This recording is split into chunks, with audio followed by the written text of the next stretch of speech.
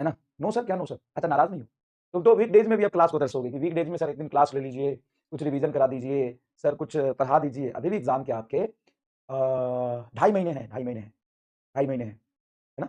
तो जब यहाँ तक पहुँच गए हो, एक क्लास और कर लो, ठीक है? थोड़ा-सा इतना मेहनत किया है तो थोड़ा-सा 1 दिन और कर लो। उसके बाद today is my major, I am sorry बेटा, दे लेना टेस्ट। तो आप ऐसा करो, एक क्लास तो रिकॉर्डेड भी देख सकते हो, कोई दिक्कत नहीं है, कोई प्रॉब्लम नहीं है, एक क्लास तो रिकॉर्डेड भी देख सकते हो, ठीक है? तो बहुत मेहनत करके बहुत अच्छे से पढ़ाई करते हुए यहाँ तक हम आए हैं। बहुत सारे क्वेश्चन प्रैक्टिस करी है। अब रिवीजन और क्वेश्चन प्रैक्टिस थोड़ी और जो हमने पढ़ा है उसको समेटना है बस।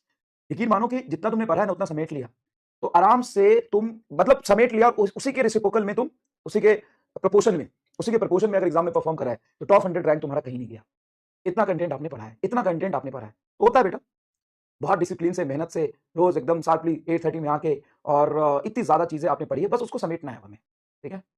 कल कुछ एक दो बच्चों का मैसेज कई दिनों से आ रहा था, मैं इग्नोर कर रहा था, लेकिन उनका कहना है कि सर पढ़ तो रहे हैं लेकिन इतना ज़्यादा पढ़ लिया कि अब रिवीजन नहीं हो पा रहा। तो पैनिक मत हो, रिवीजन करने जाओगे ना तो मैं तुम्हें बता दूं, तो स्टार्टिंग में ऐसा लगेगा कि अरे यार ये तो फिर से पढ़ना पड़ रहा है, लेकिन ऐसा नहीं है। थोड़ा सा रिवीजन करोगे, थोड़ा सा पढ़ोगे, थोड़ा सा देखोगे, मैं रिवीजन पीडीएफ भी आपके लिए अपलोड कर रहा हूँ, तो तुमको स्टार्टिंग में किसी भी काम को ना करने में थोड़ा सा हेडल्स आता है, लेकिन पढ़ते जाओगे तो तुम्हें, अगर तुम एकदम ही पहली बार रिवीजन कर रहे हो पढ़ने के बाद, तो तुम्हें पता है कितना टाइम लगेगा। पहले बार के कंपेयर में तुमको टाइम लगेगा 1/4 1/5, लेकिन स्टार्ट करते समय थोड़ा सा हेडल आएगा, ठीक है? थोड़ा सा स्टार्ट करते समय हेडल्स आएगा, ठीक है?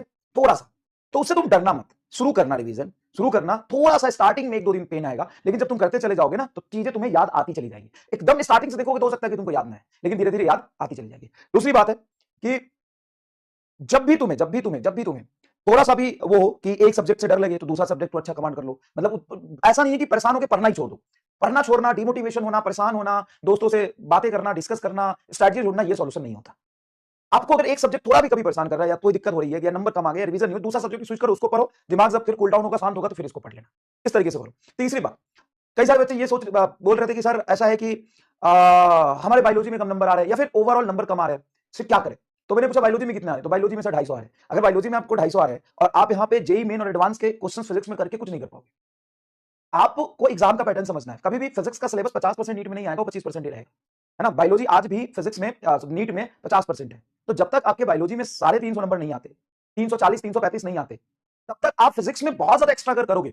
तो आपको पता है कि फिजिक्स में बहुत ज्यादा एक्स्ट्रा करके आप बायोलॉजी को कंप्रोमाइज कर लोगे, और वहां पे वो स्कोरिंग है, वो अगर गड़बड़ हुआ, वहां पे कंप्रोमाइज किए, अगर वो तुमको गिरा दिया, तो भाई साहब यहाँ पे तो वैसे भी बहुत टफ सवाल 2-3 आ गया, उसको आपको सेकंड फेज में ही करने हैं ना। ईमानदारी से सोचो, अगर नीट में टफ सवाल आ गया 4-5, नीट 2025 जैसा ही पेपर आ गया, मैं मानता हूं नीट 2025 जैसा ही एकदम हूबहू पेपर आ गया। नीट 2025 में बायोलॉजी भी लेंथी था, आप याद रखिएगा। नीट 2025 में बायोलॉजी भी लेंथी था, वैसा ही पेपर अगर आ गया एकदम हूबहू, तुम्हारी क्या स्ट्रेटजी होगी? तुम बताओ, तुम्हारी क्या स्ट्रेटजी होगी? एकदम सेम टू सेम हूबहू वही पेपर आ गया 2025 जैसा ही, मतलब सेम पेपर, लेवल सेम, तुम्हारी क्या स्ट्रेटजी रहेगी?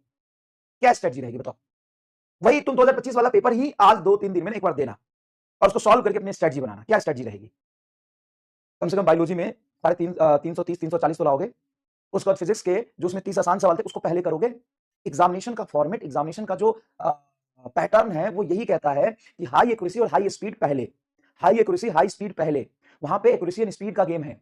उसके बाद आपको क्या करना है, जो सवाल आपके रह गए हैं, जो फिजिक्स के 5-10 सवाल रह गए हैं, उसके लिए अभी से बहुत अच्छा प्रैक्टिस करिए, लेकिन पहले बायोलॉजी में 330 ले आइए। बाकी के आसान सवाल में आपकी पूरी पकड़ होनी चाहिए, नीट के पीवाईक्यू पूरा हो जाना चाहिए, रिवीजन पूरा होना चाहिए, बेसिक क्वेश्चन जो जेईई मेन के मैंने करा दिया वो पूरा हो जाना चाहिए। फिर बचे हुए टाइम में आप वो अच्छे लेवल के क्वेश्चंस की प्रैक्टिस करें, ठीक है? तो आप अपने लेवल देख लो, आप फोमो में मत आओ, दूसरे अपने बच्चे जो पढ़ाई कर रहे हैं वो क्या पढ़ रहे हैं उसके उसमें मत आओ। अगर मैं तुम्हें सवाल करा रहा हूं जे एडवांस के और तुम्हें लग रहा है कि यार मेरा तो नीट का पीवाईक्यू नहीं हुआ अभी, तो वो कर लो पहले, वो कर लो पहले, वो ज्यादा जरूरी है ना? नीट का पीवाईक्यू कर लो। अगर तुम्हें लग रहा है कि नीट का पीवाईक्यू कर लिया तो कर। देखो हर बच्चे की तरीका अलग होता है, हर बच्चे की रिक्वायरमेंट अलग है, हर बच्चे का अभी स्टैंडिंग अलग अलग है। तो अपने हिसाब से आप डिसाइड करिए, ठीक है? अपने हिसाब से आप डिसाइड करिए, ठीक है? अपने हिसाब से डिसाइड